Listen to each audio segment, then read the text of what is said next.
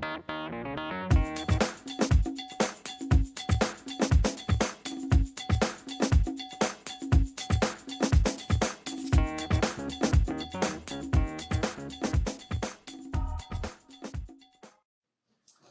I'm Don Emmett. I'm Managing Director of Entrust Associates, and I'm sitting today with Jim McCummins. He's the owner of Carolina Gunrunners here in North Raleigh. And Jim, start us off by tell us a little bit about Carolina Gunrunners. Well, I guess I'll have to tell you first of all that I've never had a retail store before. Okay. After getting out of the service back in Vietnam days, so to speak, I went to work for IBM for several years. Worked for several software companies. Ended up helping take a company public in California. But this whole time, the common thread there was that I like to build things and I like to grow things, and even those different aspects, it was always a building process for me. So I retired and moved to Raleigh because I actually worked here with IBM. And having the work ethic that I do, I just had to create something. I happen to like hunting and like shooting sports. I just couldn't find a place I particularly liked, and I'm not saying bad about anything, but my personal preferences, I couldn't find anything that I liked. So In terms of a gun store, it was either and also I think that gun stores is a retail store. It's like any other retail store. So Carolina Gunrunners is a retail, full service. We have focused on firearms, and but it's only that. We're more regulated than most companies because we have the federal government that we have to do things that a lot of people don't. But at any rate, so I decided to go ahead and do a business plan. And so for about an 8-month period, I put together a business plan, which was not only an entry strategy, but an exit strategy is up front. Okay. One of the things that I noticed a lot of people didn't do when they entered the business, they didn't figure out how to get out of the business. Good point. And so the other three things, and I give this advice to everybody that works for me, hundreds of people that I've hired, is that there's 3 things you have to think about when you have a job. Number one, you have to enjoy what you do. You have to feel that you're progressing towards whatever your aspirations are, that next step. And third, you have to be making enough money that money's not an issue. Okay. So they're not always going to be hitting on all 3 cylinders, but if they're an upward trend, that's a good thing. Okay, sure. So I picked an area that I enjoyed, and so I did that business plan. Then after doing the business plan and competitive analysis of the marketplace, I decided it was something that I wanted to do. So then I actually hired a couple of my key employees up front, and it was about 4 months before I actually opened the doors. So they helped me do the last stage of that business plan, which was opening the location. Location is an important part of it. I'm trying to eliminate the mantra of the gun store being a store with bars on the windows and a strip center along a highway or something. I'm not saying there's anything wrong with that. I'm just saying I believe that one of the things is that there's a lot of people that would be interested in having a firearm. They have to have a comfortable place to go. And so in formulating that business plan, I wanted to eliminate as much of the intimidation out of the factor as possible. So to open it to more inviting. people. So the location was very important to me, and the staffing was very important to me. Just like I have a graduate degree in accounting, but I have a CPA that does my work. I'm going to try and keep that. So I run the business. I've hired a couple of guys that run the store. The other thing that I think is really important in a business, you have to motivate the people that work for you. They have to want to be there. They have to have passion for what they're doing. And you have to give them reason to have passion for what they're doing. So that was part of my exit strategy, is actually giving some ownership parts earned as the business progressed to employees that work for you. They're key employees anyway. And so I actually had that in a legal form. Okay. And that took me the second year. But that was a game plan up front. Things that, so that's how I formulated on Carolina Gunrunners. That's basically what we are. Is we sell and focus on a particular core element. I'm not trying to be a department store. Why don't we tell people where we are? What's the address of? We're in Falls River Town Center, North Raleigh, right off Durant. It's a nice little shopping center. We've made it what we advertise as family friendly. Family friendly farm sounds kind of an oxymoron, but it's not. And we focus on customer service. So I guess going to kind of, reminiscent of the Southwest Airlines strategy is, the most important part of their business is their employees. Taking care of the employees. How can, my customers be happy if I'm not taking care of my employees so they can take care of my customers? exactly. I think the most important thing for me is taking care of my employees. The most important that they're tasked for is taking care of our customers. And that we want them to have a pleasant experience when they come in the door. Everyone strives for 100% pleasant experience when somebody comes in and when they leave. And thus coming in today, that your employees didn't know we were coming in, and they were very pleasant, polite. They were serving, handling a couple different people, and they said, "Excuse us, we'll be with you in a moment, sir." Obviously, a well-trained team you have. Well, thank you. So you opened Carolina Gunrunners, which I can tell has been a great success for you. When did you know? Was there a line out the door as soon as you opened up, or when did you know that this business plan that you put together is that all the ducks were in a row and this was going to be a successful venture for you? Well, the reality was there was a line out the door when we opened up. My challenge was to keep that line, and I haven't been successful at that. Okay. But we opened up 2 years ago, last February. By the end of the year, we were profitable. That's been challenging, but my business background helped that. Retail's tough. I mean, it's long hours. It's a different type of business. But I found in any business, I don't care if I've been in the software technology business, I've always had long hours. If you're allergic to long hours, it's probably not good to have your own business. So yes, I keep track of those things. We made our projections. I was very pleasantly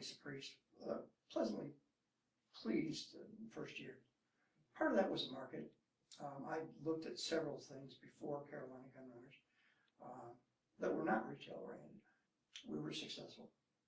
When you say you looked at other things, were you looking at buying another business, or are you looking at starting another business in a different industry? All of the above. Yeah. So, in terms of your strategy, to keep that line out the door, or what is your marketing or customer acquisition strategy that you employ? Well, I mentioned I've never been in retail before. Mm-hmm. So I was never really hardened to what retail was supposed to be. I had the natural consumer perspective of what a retail store. I had my own demands, and I picked a retail establishment in the sports arena. It might be an Orvis store. In a department store, it might be Nordstrom's, and I looked at their characteristics, and it stemmed on customer service. In that, and also I felt I have a philosophy of sales that's needs-based instead of product-based. Which means that if there's 100 people in the room and you say everyone wants to be sold something, raise their hand. No one's going to raise their hand. If you go and ask that same group, how many people like to buy things? Most everyone likes to buy stuff. And the inherent need is the need behind it. If they know they're wanting to buy it, it's because they have their own needs. And so that means that you need to ask questions.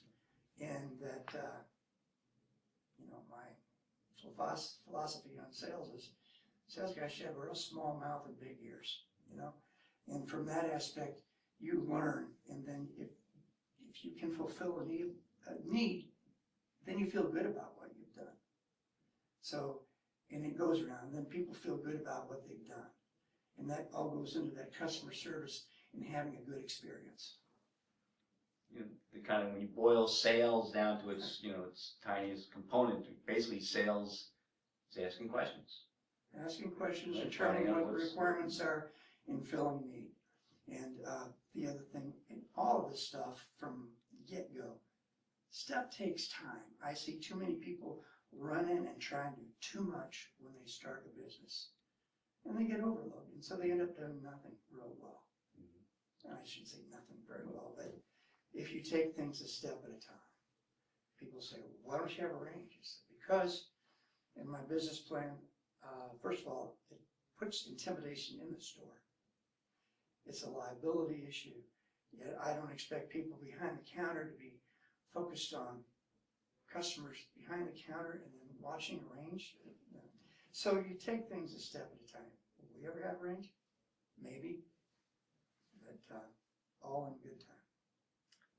Looking back now over, I guess, the 8 months you spent putting the business plan together and then rolling it out, and 2+ years in business now. Looking back, the benefit of 20/20 hindsight, what, if anything, might you have done differently? Probably prepared my wife a little bit more. Although, not really, because she knows me. For the hours or? The amount of time. Yeah. I mean, I can't do anything at half speed.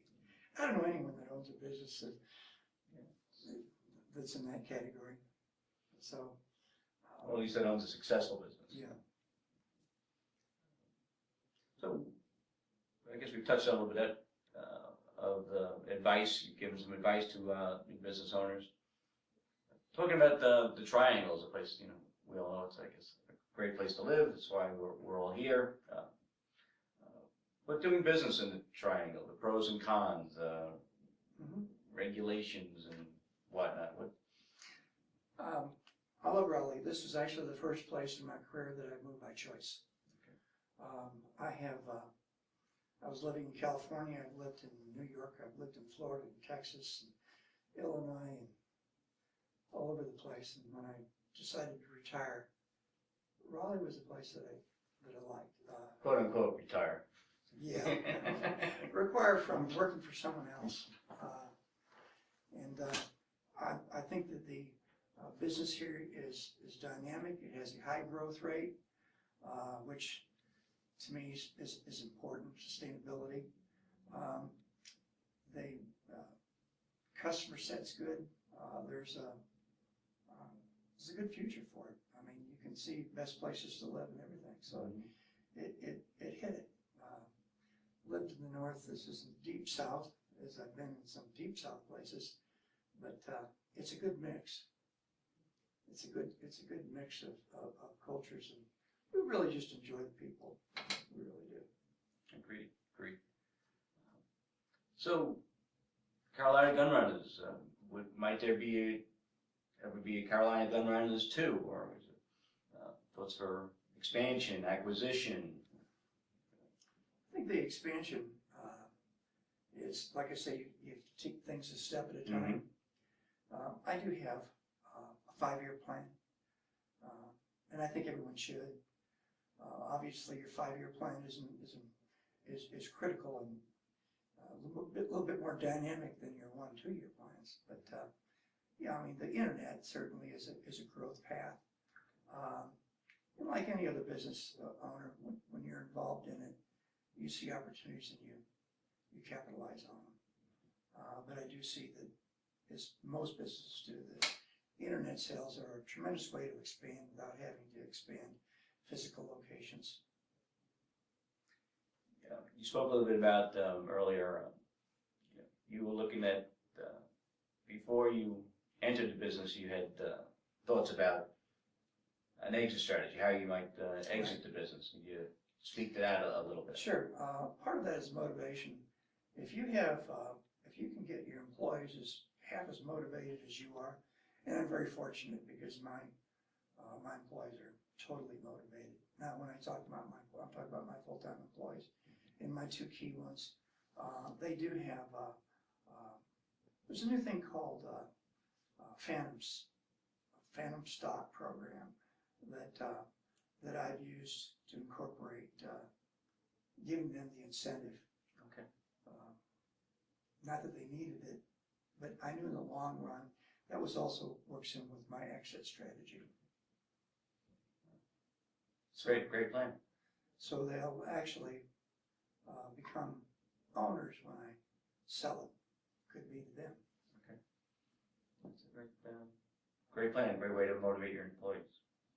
That's very key. Been in sales for 30-some years. And that's basically what I did. I built and ran sales organizations, and in so doing, motivation is certainly important in sales, but let's not kid ourselves. You have to be motivated when you wake up in the morning, right? So it makes life fun. And speaking to your customer service, you know, no one treats a customer the way an owner does, Right. and an employee that has, you know, has some skin in the game, has some equity in the equation, he's going to go above and beyond the call of duty to help out that customer. Absolutely. That's great. Well, thank you. Hey, Jim, it's a pleasure sitting down with you. Thanks again. And thank you.